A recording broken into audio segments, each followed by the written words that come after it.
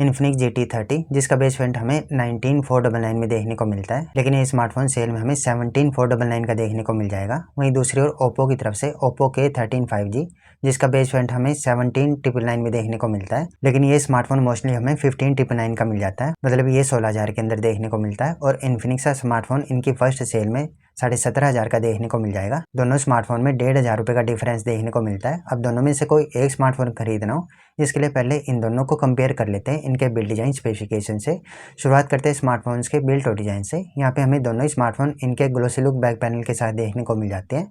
Infinix के smartphone में जहाँ इनका साइबर मैका डिजाइन देखने को मिलता है, ऊपर की साइड इनके कैमराज देखने को मिल जाते हैं, साथ में LED स्ट्रिप्स लाइट्स देखने को मिल जाती है जो कि एज ए नोटिफिकेशन लाइट भी काम करती है। वहीं ओप्पो के स्मार्टफोन में इनके कैमराज स्क्वायर शेप डिजाइन के अंदर देखने को मिलते हैं। लुक और डिजाइन में दोनों ही काफी अच्छे देखने को मिल जाते हैं। आप भी बताओ दोनों में से कौन से स्मार्टफोन का डिजाइन अच्छा लगा। बात करें डिस्प्ले की, तो यहाँ इन्फिनिक्स स्मार्टफोन में 6.78 इंच की 1.5 के रेजोल्यूशन वाली 144 हर्ट्ज की फ्लैट एमोलेड डिस्प्ले मिल जाएगी, जबकि ओप्पो के स्मार्टफोन में 6.67 इंच की फुल HD रेजोल्यूशन के साथ 120 हर्ट्ज की फ्लैट एमोलेड डिस्प्ले मिलती है। इनकी पीक ब्राइटनेस को लेकर बात करें तो इन्फिनिक्स की डिस्प्ले में 4500 निट्स की और ओप्पो की डिस्प्ले में 1200 निट्स की पीक ब्राइटनेस मिलेगी।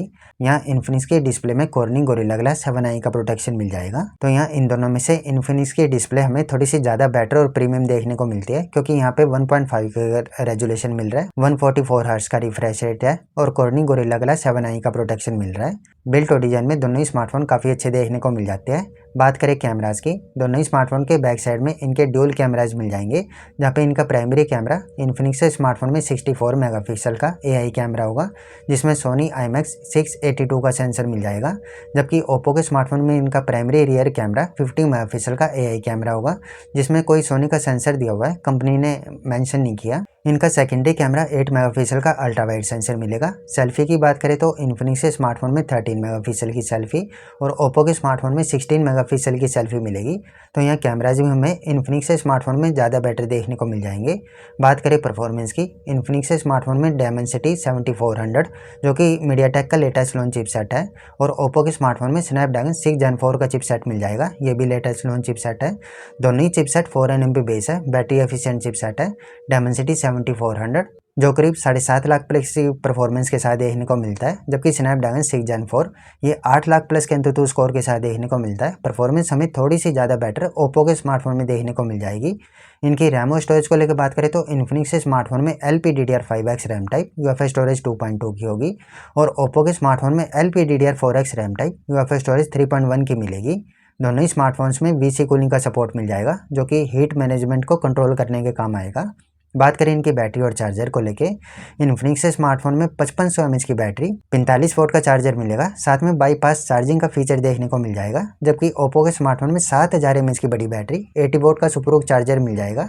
चार्जर दोनों ही स्मार्टफोन में बॉक्स में मिलेगा, चार्जिंग टाइप C मिलेगी। इनके UI को लेकर बात करें तो इन्फिनिक्स के स्मार्टफोन में SOX OS और ओप्पो के स्मार्टफोन में ColorOS 15 मिलेगा। दोनों ही स्मार्टफोन एंड्रॉइड 15 पर बेस होंगे।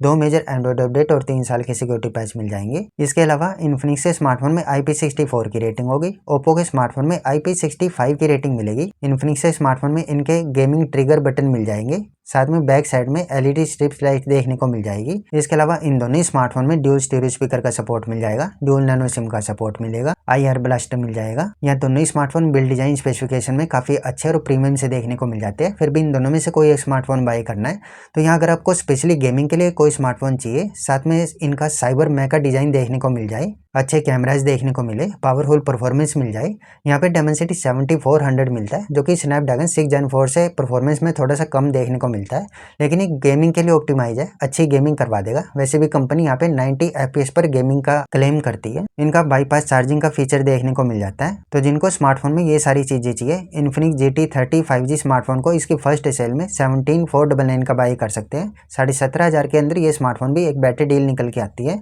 वहीं जिनको अपने स्मार्टफोन में पावरफुल परफॉर्मेंस चाहिए, बड़ी बैटरी, फास्ट चार्जर चाहिए, तो वो ओप्पो के स्मार्टफोन की तरफ जा सकती है, क्योंकि यहाँ पे स्नैपड्रैगन की अच्छी पावरफुल परफॉर्मेंस देखने को मिल जाती है। मेरे हिसाब से आपको यहाँ अपने यूजेज के हिसाब से इन दोनों में से कोई एक स्मार्टफोन पिक करना चाहिए। आप बताइए आपको दोनों में से कौन सा स्मार्टफोन पसंद आया या फिर बेटर डील लगा।